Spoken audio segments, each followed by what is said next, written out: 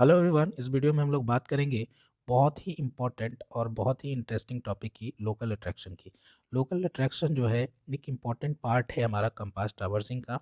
और यहाँ पर हम लोग सबसे पहले समझेंगे कि लोकल अट्रैक्शन होता क्या है, लोकल अट्रैक्शन को हम लोग कैसे रिमूव कर सकते हैं और लोकल अट्रैक्शन कैसे रेक्टिफाई किया जाता है, यानी कैसे पता किया जाता है कि किसी जगह पर लोकल अट्रैक्शन है या नहीं है। तो ये सारे चीज़ हम लोग बात करेंगे। तो चलिए स्टार्ट करते हैं वीडियो। तो सबसे पहले हम लोग बात करते हैं लोकल अट्रैक्शन की।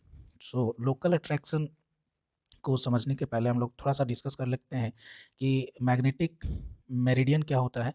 तो जब हमको मैग्नेटिक मेरिडियन पता करना होता है तो हम लोग क्या करते हैं, एक मैग्नेटिक नीडल लेते हैं और उसको फ्रीली सस्पेंड करते हैं और उसको बैलेंस होने तक छोड़ देते हैं। जब वो बैलेंस हो जाता है तो एक लाइन ऑफ डायरेक्शन को शो करता है। उस लाइन ऑफ डायरेक्शन को हम लोग क्या कहते हैं, मैग्नेटिक मेरिडियन कहते हैं। ये मैग्नेटिक मेरिडियन जो होता है वो ट्रू नॉर्थ और ट्रू साउथ की लाइन को शो करता है। कब शो करेगा? जब अ, वो किसी भी मैग्नेटिक सबस्टेंस के इन्फ्लुएंस में नहीं हो। मैग्नेटिक सबस्टेंस के इन्फ्लुएंस मीन्स कि जैसे कि iron ore, steel structure, electric cable current, है ना, इन सभी के प्रेजेंस अगर नहीं हो तो वो क्या शो करेगा, एग्जैक्ट नॉर्थ और एग्जैक्ट साउथ को शो करेगा। लेकिन अगर सपोज कीजिए कि ये सबस्टांसेस अगर आसपास मौजूद हो, मैग्नेटिक सबस्टांसेस, तो हमारा जो नॉर्थ, एग्जैक्ट नॉर्थ जो शो करना चाहिए था वो शो नहीं कर पाता। वो थोड़ा सा क्या शो कर पाता है, डिफ्लेक्टेड शो करता है। एग्जैक्ट जो नॉर्थ है उसको शो नहीं करेगा क्योंकि मैग्नेटिक नीडल है। इन सभी मैग्नेटिक सबस्टांस जैसे iron ore, steel structure, electric conveying currents, इन सब के कारण वो क्या होता है, डिफ्लेक्टेड हो जाता है। तो ये जो डिस्टर्बेंस उसमें आता है किसी जगह पर, उसी को हम लोग क्या कहते हैं, लोकल अट्रैक्शन कहते हैं। तो इसको आप लैंग्वेज से भी एक बार देख सकते हैं। A magnetic needle is indicates the not direction when freely suspended और पाइवोटेड। क्या कह रहा है कि अगर मैग्नेटिक नीडल को आप फ्रीली छोड़ दे तो वो नॉट डायरेक्शन को शो करेगा obviously, but if it comes near some magnetic substances such as iron or steel structure, electric cable current etc, कह रहा है कि अगर सपोज कीजिए कि ये क्या कर रहा है कि आसपास इसका मैग्नेटिक सबस्टांस है, जैसे साइड आयरन ओर है, स्टील स्ट्रक्चर है, इलेक्ट्रिक केबल करंट है, तो क्या होता है, it is found that to be deflected from its true direction and does not show the actual north. तो ये क्या करता है, एक्चुअल नॉर्थ को शो नहीं कर पाता और ये डिफ्लेक्टेड हो जाता है। This disturbing influence of magnetic substances is known as local attraction. इसी डिस्टरबेंस को, जो मैग्नेटिक नीडल को या मैग्नेटिक सबस्टेंस के कारण आता है किसी जगह पे, उसी को हम लोग क्या कहते हैं, लोकल अट्रैक्शन कहते हैं। सिंपल लैंग्वेज में अगर समझा जाए तो हमारा मैग्नेटिक मेरिडियन टोटली डिपेंड करता है मैग्नेटिक नीडल पर। तो अगर ऐसा जगह है जहाँ पर बहुत सारे मैग्नेटिक सबस्टेंसेस अवेलेबल है, जैसे कि iron ores, steel structures, electric cable current, thermal plants, ऐसे करके बहुत सारे मैग्नेटिक सब्सटेंस जिस जगह पे हैं, तो वहाँ ओवेसिस की बात है कि मैग्नेटिक नीडल क्या होगा, डिफ्लेक्ट होगा। और डिफ्लेक्ट होगा तो वहाँ पर वो एग्जैक्ट नॉर्थ को तो शो करेगा नहीं। तो उस जगह को हम लोग कहते हैं कि वहाँ पर लोकल अट्रैक्शन है। वहीं जहाँ पर इन सभी चीज़ों का मैग्नेटिक सब्सटेंसेस नहीं होते हैं, तो वहाँ पे हम कहते हैं कि वहाँ पे लोकल अट्रैक्शन कम है या फिर नहीं है। तो इसी को हम लोग क्या कहते हैं, लोकल अट्रैक्शन कहते हैं। Basically it is the disturbance in the magnetic needle due to the magnetic substances. Now अब हम लोग बात करेंगे कि अगर हमें पता करना है कि किसी जगह पर लोकल अट्रैक्शन अगर है तो कैसे पता करेंगे कि वहाँ पर लोकल अट्रैक्शन है या नहीं। तो इसके लिए हम लोग एक सिंपल प्रोसीजर अडॉप्ट करते हैं।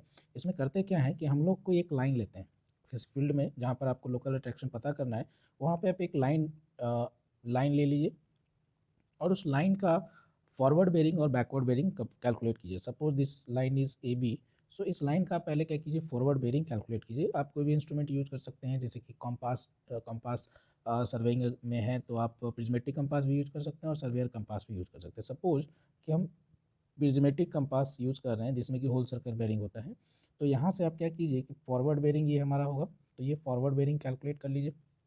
और यहाँ पर आप उस समय क्या रखना होगा हमें, इंस्ट्रूमेंट को, और यहाँ पर बी पर हमें क्या रखना होगा, रेंजिंग रॉड रखना होगा। तो यहाँ से आप फॉरवर्ड बेरिंग ए बी का कैलकुलेट कर सकते हैं। फिर इंस्ट्रूमेंट को शिफ्ट कीजिए बी पर और बी बी का रेंजिंग रॉड को ए पे इंसर्ट कर दीजिए।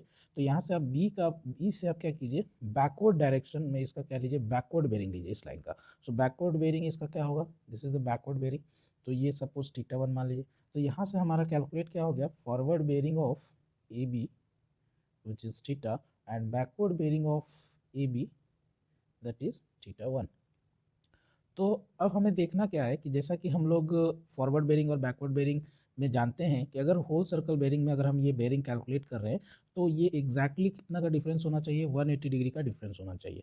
तो अगर आप फॉरवर्ड बेरिंग और बैकवर्ड बेरिंग का वीडियो नहीं देखें तो आप जाके प्लेलिस्ट में देख सकते हैं, तो आपको ये आसानी से समझ में आएगा। फॉरवर्ड बेरिंग और बैकवर्ड बेरिंग जो होता है होल सर्कल में एग्जैक्टली 180 डिग्री का डिफरेंस होना चाहिए।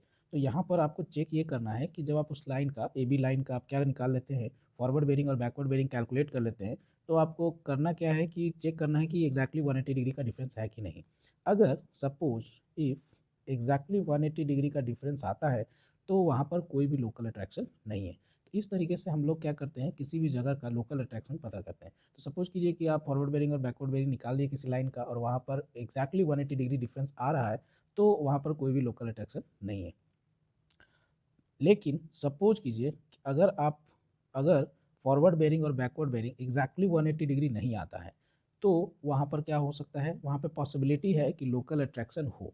एक और रीज़न हो सकता है जो कि एग्जैक्टली 180 डिग्री नहीं आएगा, वो है इंस्ट्रूमेंटल एरर। तो आपका अगर इंस्ट्रूमेंटल एरर यानी कि आपने सब चीज़ सही तरीके से परफॉर्म किया है तो और तब भी आपका फॉरवर्ड बेरिंग और बैकवर्ड बेरिंग एग्जैक्टली 180 डिग्री नहीं आ रहा है, तो वहाँ पर क्या है, there is a local attraction. So this is the procedure to find the local attraction in any place.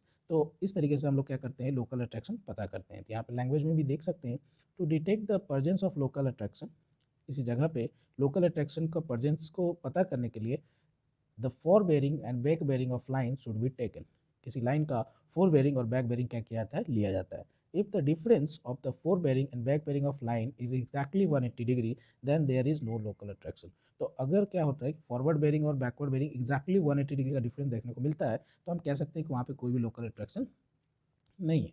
Next, if the forward bearing and backward bearing line do not differ with 180 degree, अगर by chance क्या होता है कि आपका दोनों forward bearing और backward bearing का जो डिफरेंस है वो एग्जैक्टली 180 डिग्री नहीं आता है, then the needle set to be affected by local attraction. तब हम कह सकते हैं कि जो मैग्नेटिक नीडल है वो अफेक्टेड है और लोकल अट्रैक्शन के कारण अफेक्टेड है, और जिस जगह का आप सर्वे कर रहे हैं वो जगह क्या है, लोकली अट्रैक्टेड है, यानी वहाँ पर लोकल अट्रैक्शन है, provided there is no instrumental error. हाँ, एक चीज़ इसमें ध्यान रखना है कि आपका इंस्ट्रूमेंट जो यूज़ किए हैं आप उसमें इंस्ट्रूमेंटल एरर नहीं हो, है ना, आपका कोई पर्सनल एरर ना हो, तो वहाँ पर डेफिनेटली क्या है, लोकल अट्रैक्शन है।